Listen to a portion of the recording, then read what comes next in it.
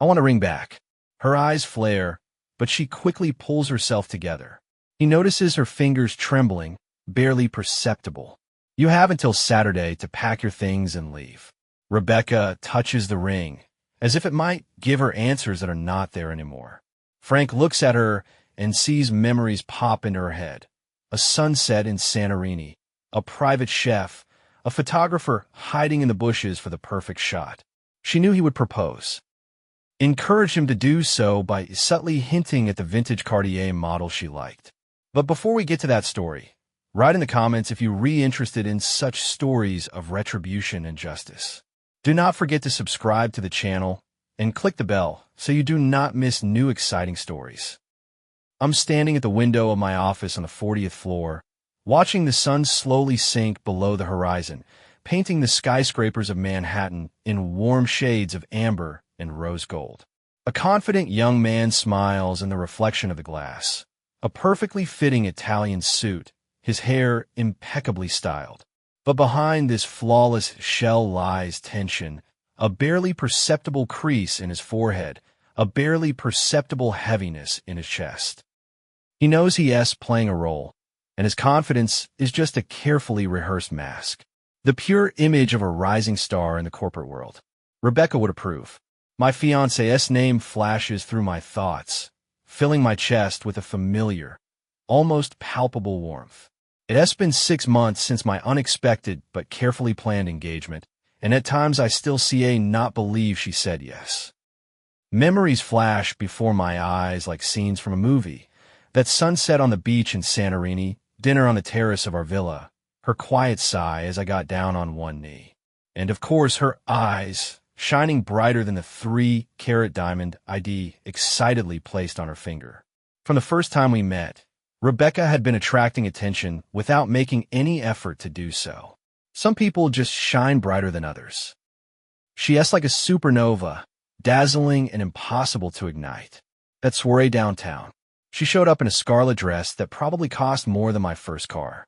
She combined grace and confidence, and her charm left no one indifferent. She easily charmed her audience, whether they were elderly philanthropists or cynical socialites. I watched her from afar until I finally felt her gaze on me. You've been watching me all evening, she said, accepting the glass of champagne I held out to her. Should I be worried? Depends. Should I be worried that UV noticed it? She laughed, rangily, freely, sincerely. I always notice those I'm interested in. 3 years had passed. Now she wore a ring on her finger identical to the one my father had once given my mother. It was not just a piece of jewelry. It was a symbol of durability and eternity, as they once believed. I remember my mother telling me that my father had spent a long time choosing it, wanting it to be a testament to their love, steadfast and unwavering. I hoped it would mean the same to Rebecca and me. Vintage Cartier, because Rebecca has always appreciated the classics. She deserved the best, and I made sure she did not need anything. The phone in my pocket vibrates. A message from Rebecca. Dinner at Luke Bernardine tonight. Have not been there in a while. I smile, already typing a reply, yes. A long time in her mind is 2 weeks.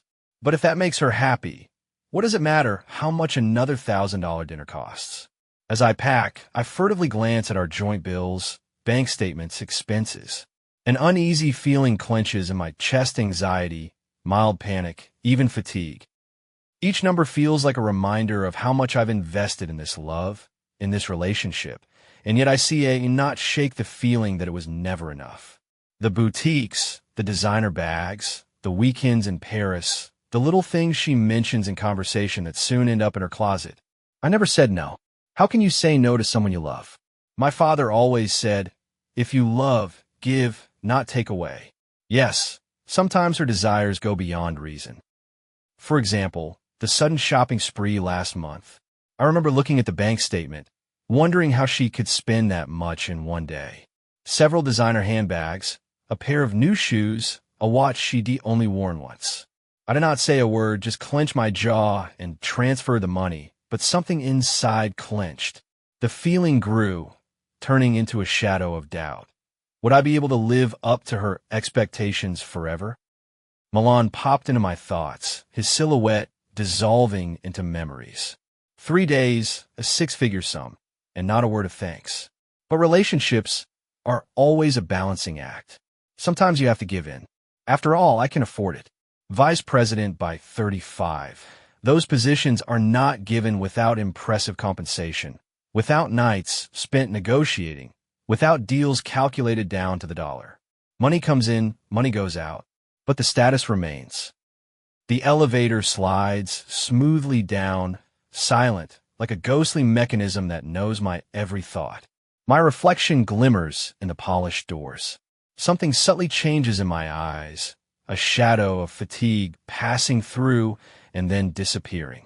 I straighten my back, adjust my tie. Confidence, strength, success, everything Rebecca needs, everything that makes her happy. I'm giving it to her. The chauffeur is already waiting at the sidewalk, holding the car door open with professional precision. Good evening, Mr. Sullivan. Good evening, Frank. We regoing to Le Bernardin. The city comes alive outside the windows. Dazzling signs flare up, cutting through the thickening twilight. Gucci, Prada, Tiffany & Co. Each is a milestone in our history.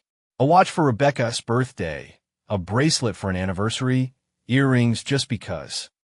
She wears them with pride, with exquisite ease. In the mirror, she smiles to herself as she touches the jewelry. And in that moment I know, it is all worth it. The phone vibrates again. A message from Rebecca. Photo. She is already at the restaurant, elegantly holding a glass of champagne. Signed, missing my handsome fiancé. Around her neck is the sapphire pendant she bought last week. It fits perfectly in the notch at her collarbone, shimmering in the chandelier lights like a caught star. The car comes to a gentle stop. Through the glass walls of the restaurant, I can see Rebecca. She is at our usual table, surrounded by people. She is always surrounded by people, drawing them in like a moth is fire. Even through the glass, her laughter sounds clear and light. Pride spills into her chest. This dazzling creature has chosen me. I step inside, picking up scraps of her voice. She recounts our recent trip to the Maldives with such ease, as if it were a whim at the snap of her fingers. That private island was amazing, she laughs. Frank had organized everything down to the last detail. She notices me, her face lighting up. Darling, the kiss smells of expensive champagne. The eyes of the guests are watching us. Men want to be me, women dream of being her. Or maybe it is the other way around. I ordered you your favorite, she whispers, moving closer. Her scent envelopes me. Chanel No. 5. Classic. Elegance. $300 a bottle. I'll buy a case. I see not afford to run out. You spoil me, I say. She laughs, her voice ringing like crystal bells. No, you re-spoiling me. By the way, her fingers find my palm under the table. Remember that AES bag we saw last week? I remember the moment clearly. She held her gaze on the window, her fingers trembling slightly as if she wanted to touch the smooth leather of the bag. The price tag flashed before her eyes, the numbers pressed against her chest. With that money, you could feed an entire family for months. But her eyes sparkled, a spark of anticipation that I could not resist. The purse was in my hand before I could think. It's yours now, I said, letting the words fade into the air as if they were a matter of course. A sparkle of delight flares at the corners of her lips, and before I know it, her fingers are sliding down my arm, the gratitude in that touch soft but sure. Rebecca brightens, squeezing my hand. In moments like this, when joy overwhelms her to the brim, I forget everything. The mounting credit card bills. About her family's endless requests for loans that are never paid back. About how sometimes on the quietest nights, I feel like something is missing. Something invisible but important. But now is not the time for such thoughts. Now is the evening, the champagne, her laughter and her radiant gaze. And tomorrow? Tomorrow can be thought of later. Sometimes her gratitude looks genuine, her eyes glowing with warmth, but at other times it seems contrived, as if every word has been rehearsed in advance. The waiter serves the wine. She ordered a rare romaine, count $4,000 a bottle. My credit card burns in my pocket, but I raise my glass nonetheless. To us. To us, she repeats, the crystal glass sparkling in the reflection of the chandelier. Into infinity, I drink deeply, letting the tart wine wash away the faint whisper of doubt. That's what love is not it? Giving everything you have to someone who deserves the whole world. Rebecca talks enthusiastically about the plans for our wedding, each new proposal even more lavish than the last. I nod, mentally calculating the costs, but when she rests her head on my shoulder and her soft hair tickles my skin, the numbers stop matching. This is happiness. That's success. That's love. Is not it? Rebecca and her friends have just entered a luxurious penthouse in the heart of Manhattan. High ceilings, massive chandeliers, and mirrored walls make the space even more majestic. Huge panoramic windows offer breathtaking views of the glittering city at night, and soft light reflects off the smooth marble floor. The atmosphere is imbued with the smell of expensive perfume and a slight hint of champagne. This is their home with Frank, and it literally screams big money. Our girls' nights are spent amidst Italian marble and panoramic views of Central Park. More champagne. Laura is already slightly tipsy, twirling in a dance on an expensive Persian rug, her Louboutin loafers costing more than most people's monthly rent. Rebecca, how does Frank manage to keep the bar in such perfect condition? He knows what his girlfriend needs. Rebecca opens another bottle of Veuve Clicquot, a foaming stream over the edge of the marble counter. It's no big deal. The cleaning service can handle it. Rebecca poses by the window, lining up the perfect shot, the lights of Manhattan twinkling behind her. This lighting is the bomb. My subscribers are going to go crazy. She recently went through a breakup, catching her boyfriend CEO being overly generous with his assistant. Newbie mistake. Have you seen Jessica's new boyfriend? Laura asks and plops down on the leather couch. I.T. Guy, startup on the rise. Lucky her. He took her to the Maldives better than Tom. Rebecca rolls her eyes. Oh, my God. Remember that nightmare? Well, he was demoted and he still hoped she'd stay. Rebecca refills the champagne. Jessica left as soon as his corporate email was turned off. In the corner, clutching her glass, Sarah is silent. She is still on level 1. She has got a boyfriend who is a schoolteacher. Total waste of potential, Rebecca whispers, but we keep inviting her over. Someone has to be sober to drive us home. Let us play truth or dare, Laura suggests, kicking off her shoes. Only in a big way. The first couple rounds are heated. Rebecca admits to secretly texting her ex as best friend. Laura shows us screenshots from the messages of a married hedge fund manager who never tires of texting her. Sarah mumbles that she and Mark have not had sex in 3 weeks. Dump him, Rebecca advises. Men who see a and not satisfied go to the landfill like last year's Prada collection. Exactly, Rebecca adds, and everyone agrees. Champagne pours down, sparkling and light, and laughter and excited voices intertwine with the melody of the night, creating an atmosphere of casual fun. Laura staggers across the room like a catwalk, but almost falls on Frank's designer sculpture. Rebecca, not taking her eyes off the screen, drunkenly orders her 3rd Birkin in a month, as if another expensive bag could confirm her status and drown out the feeling of emptiness. And Sarah. She checked her phone again, biting her lip and frowning. Questions swirl in her head. Why does not he text first? Does he not appreciate her at all?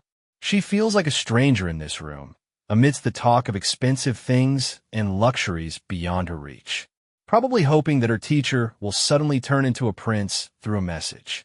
Rebecca. Laura pokes her with her glass. Truth or dare? She sinks deeper into the soft chair. Truth. The sofa chair she settled on, Frank had brought from Milan after she mentioned in passing that she liked one in a magazine. He had a knack for listening and remembering the details that really mattered. He bought this chair home, so it would always remind her of her impeccable taste. Would you stay with Frank if he suddenly lost his job? You know, if he could not make as much money and provide for you anymore? Laura swings her glass around, spilling champagne on the carpet, but she does not care. Rebecca snorts. Alcohol simplifies everything to the point of making thoughts crystal clear. God, no. What's the point? Rebecca reaches for the bottle and refills her own. Sarah finally takes her eyes off the phone, her perfectly manicured eyebrows rising in slight surprise. Are you really surprised? Rebecca asked, looking at Sarah. A man has to provide. It's basic, there's nothing to discuss, she continues arrogantly. I testify. Laura raises her glass, her lips shining with a fresh coat of gloss. Mom always said love does not pay for designer handbags and Botox, Rebecca interjected, leaning back on the sofa. Or this view. Rebecca points to the glimmering nighttime Manhattan below, those endless windows reflecting the city's opulence. You think I'm supporting all this? She makes a circular motion with her hand, referring to her trim figure, her perfectly styled hair, her flawless manicure. For some average guy who thinks Olive Garden is a decent restaurant? Rebecca shrugs. Remember when David invited me to Cheesecake Factory? I blocked his number before the main course was even served. Standards, girls. Laura nods approvingly, try to stand on the coffee table, but failing to keep her balance. Everyone laughs. We read beautiful, well-groomed, demanding, and we re-worth it. Exactly. Rebecca picks up on that. I spend 3 hours getting ready for a date. My makeup is more expensive than most people, Carlone. Why should not I expect a man to invest in me the same way? Just with money. Rebecca bursts into laughter. Exactly. The champagne was making Rebecca especially sensible. They were here, in this splendor, and it was no accident. They deserved it. Frank understands. He likes having a trophy girl, and I love his black card. Everyone is happy, she concludes. Sarah fumbles nervously through her phone case, as if she is a little worried about this. What if something happens? If he gets sick, for example? Or, there's insurance for that, dear. Rebecca empties her glass, feeling the pleasant warmth of the alcohol. And Frank would not lose his job. He is too good at what he does. A man should provide, Laura says with conviction. It's evolution or something, Rebecca adds, pouring the rest of the champagne into glasses. You sound, Sarah hesitates. Realistic? Rebecca intercepts. Come on, like you'd stay with Mark the teacher if he suddenly could not pay for your trips to Sephora. That's different, she mumbles. Why? Because you love him? Rebecca makes kissing noises. Love does not buy concert tickets, Hamptons villas, or private flights to Paris. Or $1,000 dinners, Rebecca sighs dreamily. Or shopping weekends in Milan, Laura added, turning the empty bottle upside down. Here's to us, darlings. Rebecca tries to clink glasses with her friends, but misses, and they laugh again. She looks around this realm of luxury, allowing herself to savor the moment. Face it, ladies, we're expensive, and that's okay. Even more than okay. It's our right. To rich men, Rebecca raises her glass. To getting what we deserve, Laura echoes. Rebecca finishes the toast with a smile. Sarah still looks uncomfortable, but so be it. She figured out eventually. Or stay with guys who think Netflix and pizza is a normal date. The music is blaring, the champagne is flowing, and Manhattan spreads out at their feet, sparkling like a carpet of diamonds. Frank puts the key in the lock at 8 p.m. Sharp. He decided to get home early from work tonight, hurrying home, hoping to spend some time with her before meeting the guys at their usual place. He imagined them sitting down together, her in her cozy homemade clothes, and him telling her about the day before. He stopped at the door, his hand still resting on the cold metal knob. From inside came muffled voices. Laughter the girls' night out was in full swing. But Laura's voice came through the rumble of voices. Would you have stayed with Frank if he'd lost his job? If he could no longer? His breath hitched before Rebecca's reply rang out. God, no. What would be the point then? More laughter, new voices, but he heard only her. Those words, like a blow, shattered everything they built together. His fingers loosened their grip, as if they lost their strength. A man must provide. It was not even up for debate. It was a basic requirement. The woman he loved, the woman he'd given everything to, had so easily cut their relationship short. every word stabbed into his heart like a new nail in the coffin of their past. It's convenient for Frank, she continued. He likes to have a trophy girl, and I like to use his card. It's a win-win. He stepped back, his eyes blurring. 3 years. 3 years of memories flashed before his eyes. Gifts, trips, moments of happiness he mistook for love. He did not remember how he ended up at the elevator, how he made it through the lobby, how the driver had asked if he needed a car. The whole city became a solid backdrop of noise and lights. The hours merged into an endless stream.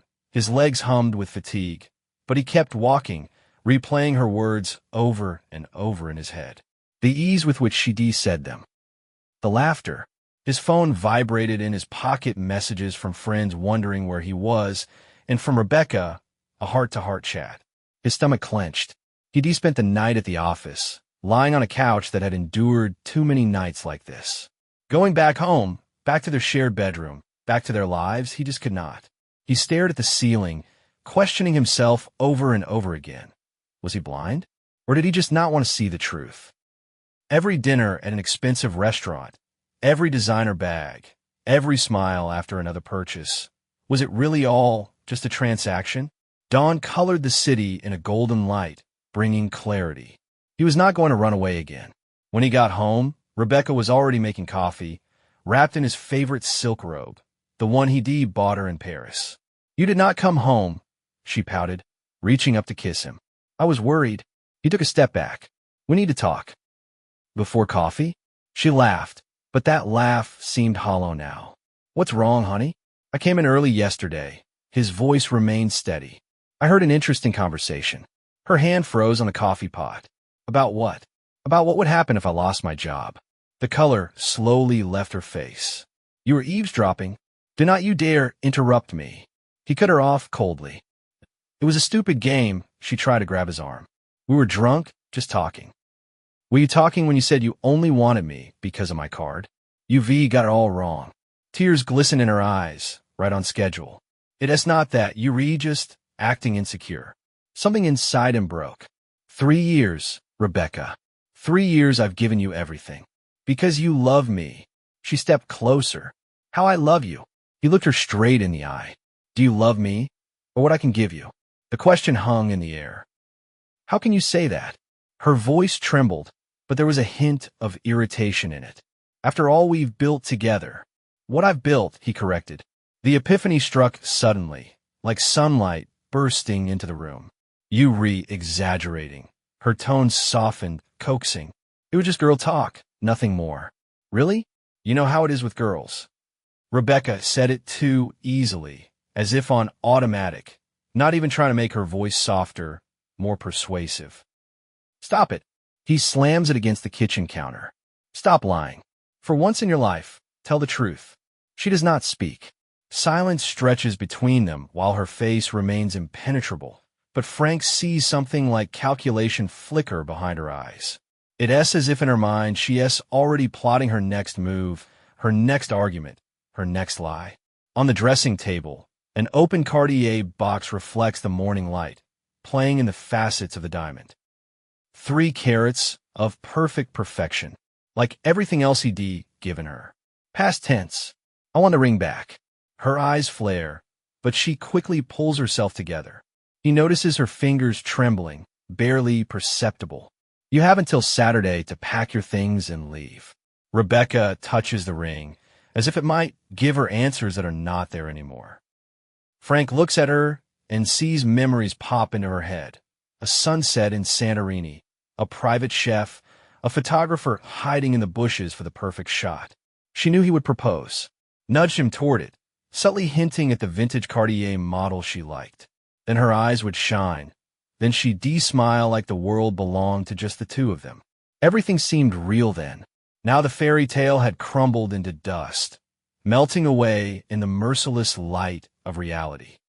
Everything was ruined by careless, drunken conversations that she still refused to recognize as meaningful, as if she did not realize that it was in those light taunts that the poison that had eaten away at their relationship from the inside lurked.